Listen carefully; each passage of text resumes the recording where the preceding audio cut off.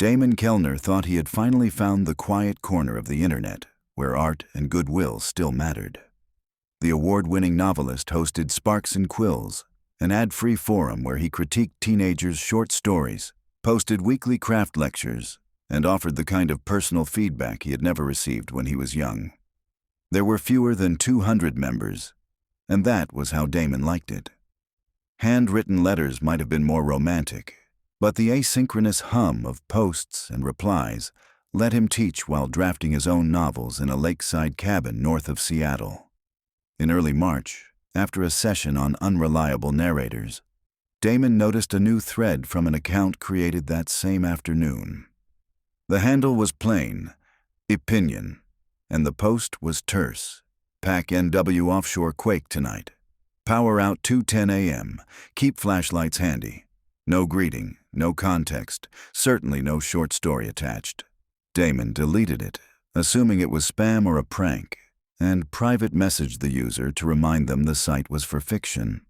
The response never came, and he forgot about it until 2:12 the next morning, when the cabin swayed and books slid from his desk. The quake struck at 2:08 a.m., an undersea jolt that killed no one but toppled transformers all across the strait. Damon dismissed the correlation. Anyone living on the Cascadia subduction zone could shout "earthquake" and eventually be right. He repaired the forum, posted a note urging calm, and asked members to report themselves safe. They turned the event into writing prompts. Describe the moment the earth moves beneath your narrator's feet. It was almost wholesome. 2 weeks later, Opinion posted again. Flash flood. March 27th, Sullivan County, TN. Evacuate low-lying trailer parks by midnight. Dogs, too. Sullivan County was 2,000 miles away. Damon's finger hovered over the delete key, but curiosity won. He Googled the handle. Nothing surfaced. He checked the server logs. The IP hopped through relays. Instead of erasing the post, he pinned it with a disclaimer. Probably spam, but if you live in eastern Tennessee, keep an eye on the weather. Half a dozen students did live there. One, 16-year-old Harper Nguyen, borrowed her mother's SUV and drove through the night, knocking on doors of a riverside mobile home community. She mentioned Damon's forum in passing, careful not to reveal that an anonymous post had spooked her. 3 families followed her to the high school gym. At 3 a.m., a stalled frontal boundary dumped 7 inches of rain and the Holston River overflowed. Volunteers rescued over 50 people at dawn. The 3 families Harper had warned were already safe. Local news called her the girl who trusted her gut. She messaged Damon privately. Who is Pinion? They saved lives. After that, everything changed. The community split into factions. Some believed Opinion was a no-way whistleblower feeding them early alerts. Others suggested a hacking collective, an AI, or an angel.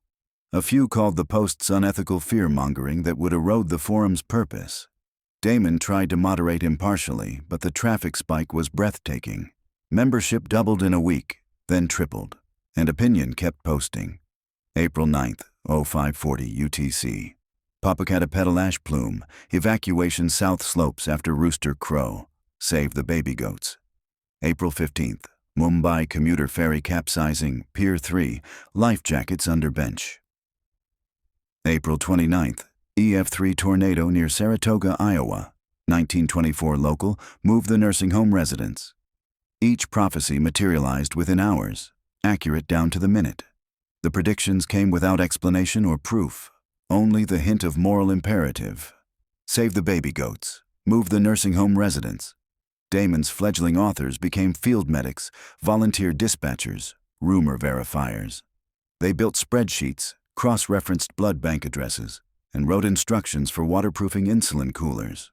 A few even hopped flights to distant cities, chasing the thrill of rescue.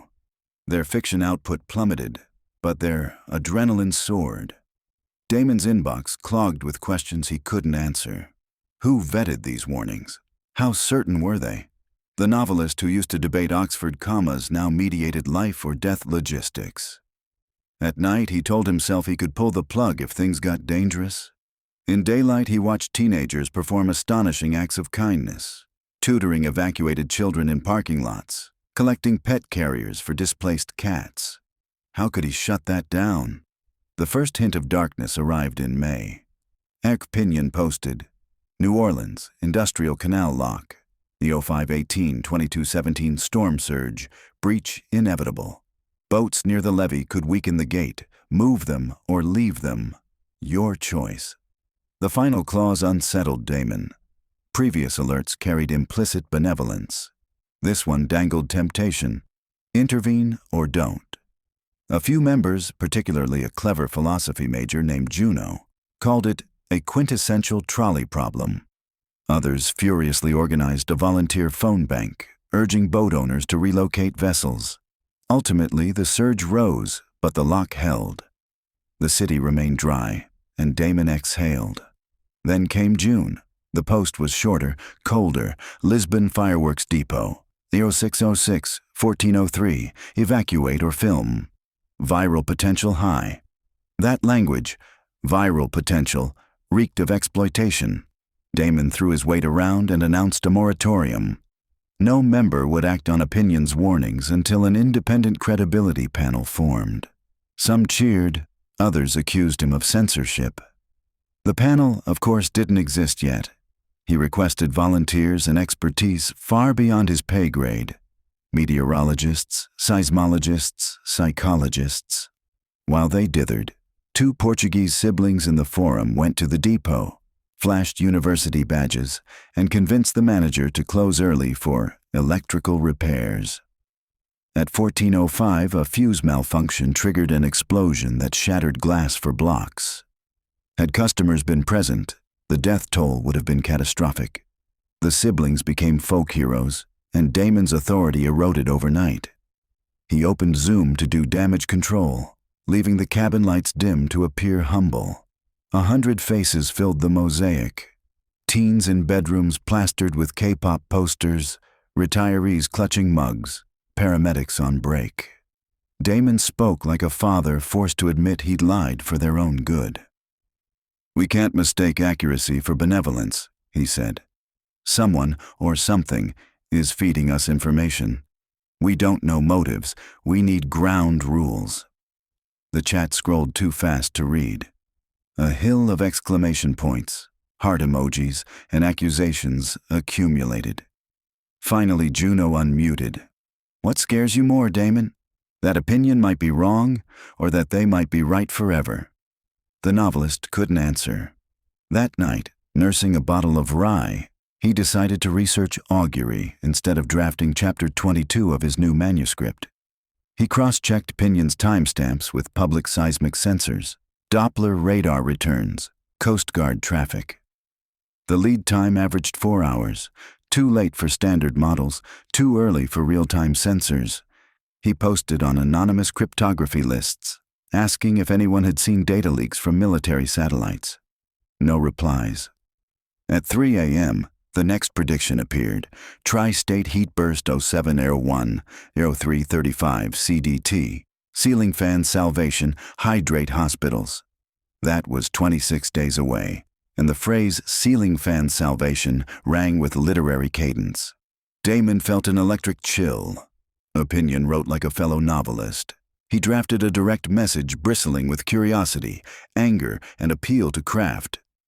"Whoever you are, your prose shows voice.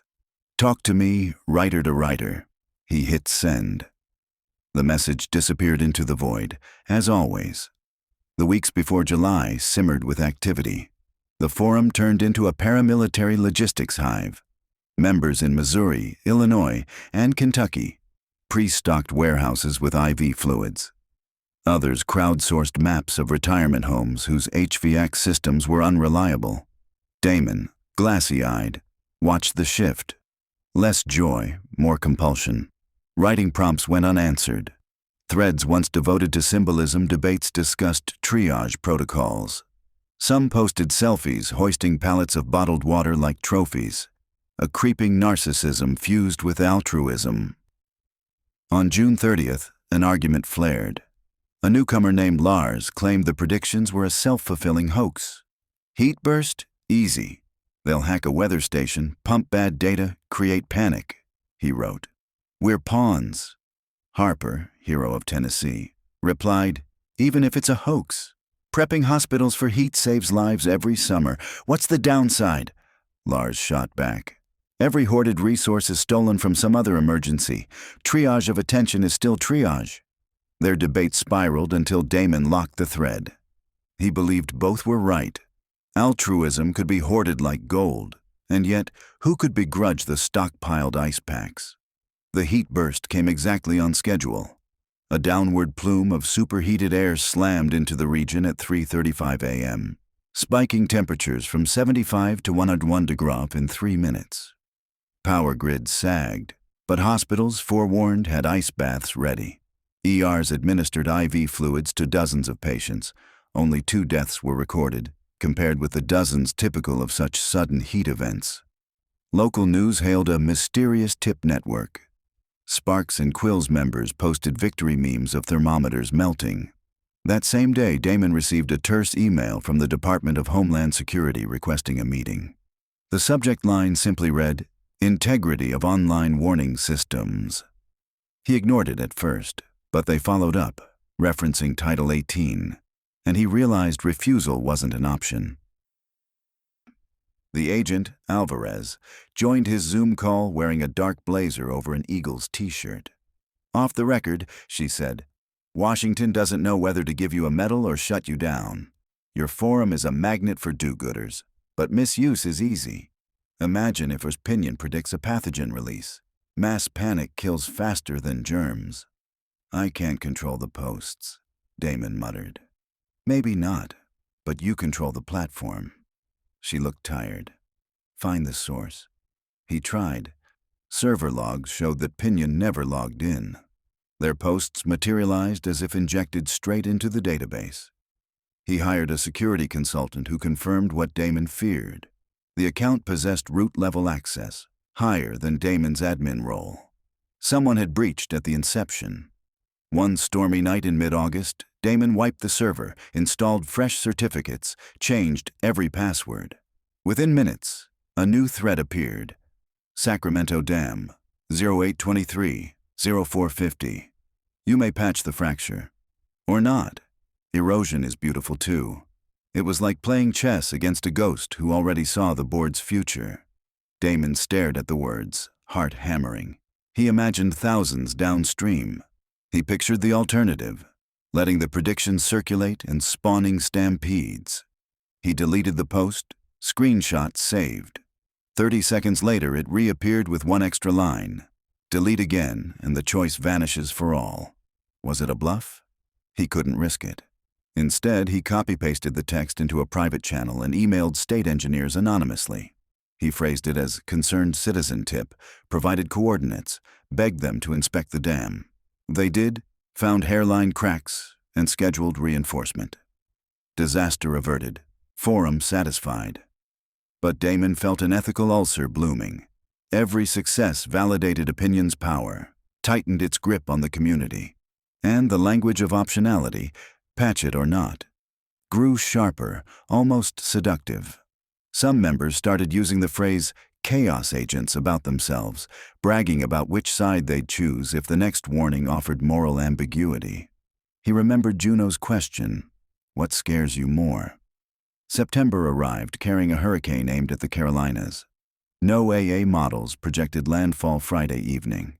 On Tuesday, Opinion wrote, "Hurricane Landfall Resort Row, 09/12/1940 EDT. Mandatory evac begins now. Or stay, collect footage, fame high." By now the pattern was obvious. Reward both salvation and catastrophe. The post accrued 400 replies in an hour. Some discussed renting drones to document the eye wall. Others coordinated door-to-door shuttles for elderly residents. Damon drafted a message begging people to prioritize safety.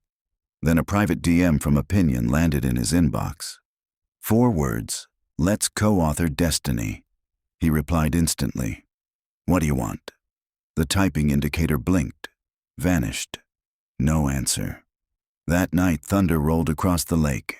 Damon opened an old paperback of Hesiod's Theogony, hunting lines about the fates cutting thread. At 2 a.m., whiskey half gone, he posted a forum-wide announcement.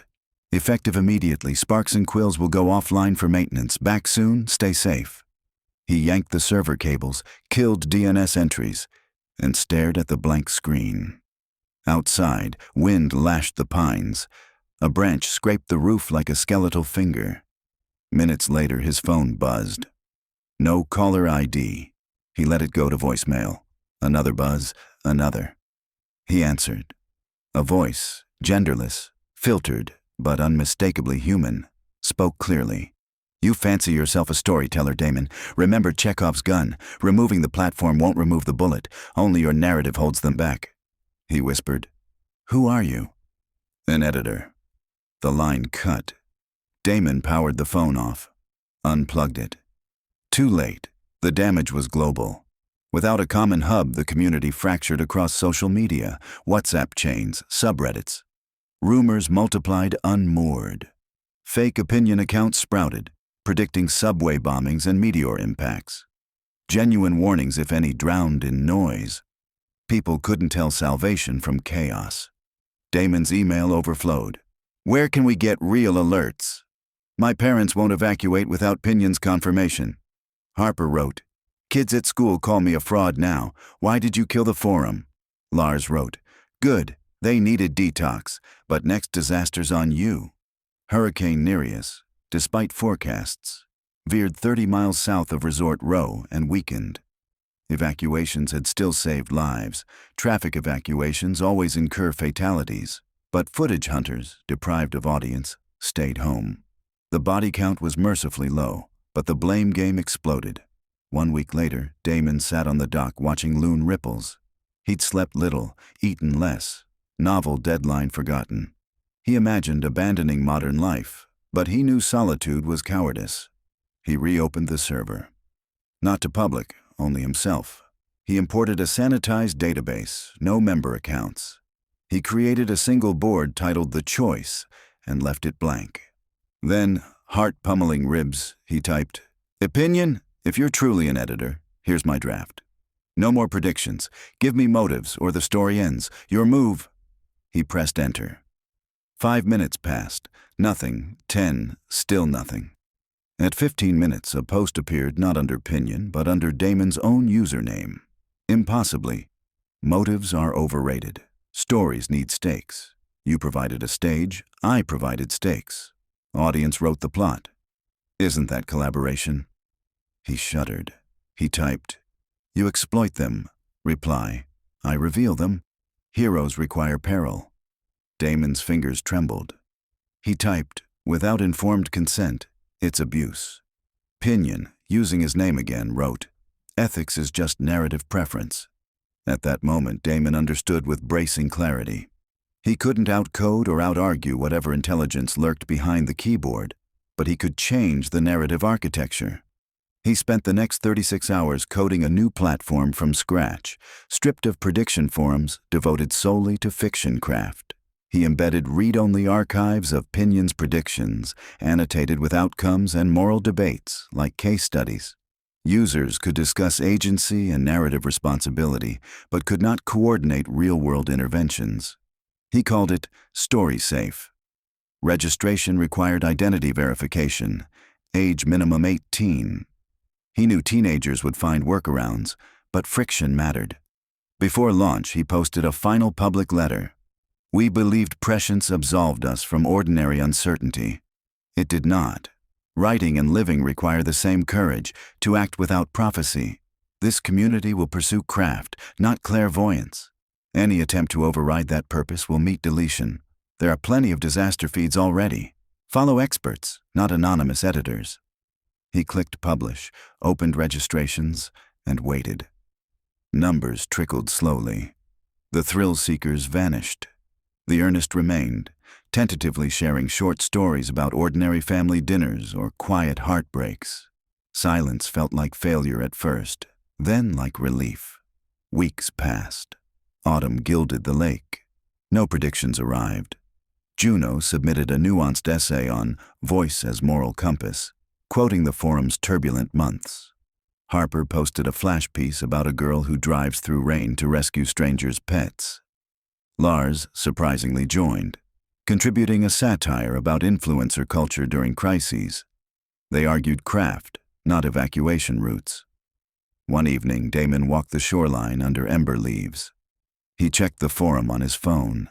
15 active users, 0 alarms. A small, steady heartbeat. When the phone chimed with a new private message flagged as Pinion, his breath hitched. Only 2 words, "Miss me?" He stared at the horizon where sunset lit the clouds, blood orange. Then he pocketed the phone, turned it off, and let the lake swallow the sky's reflection. Behind him, the cabin waited, along with blank pages hungry for stories built on uncertainty, the kind that demanded courage without any whisper of prophecy.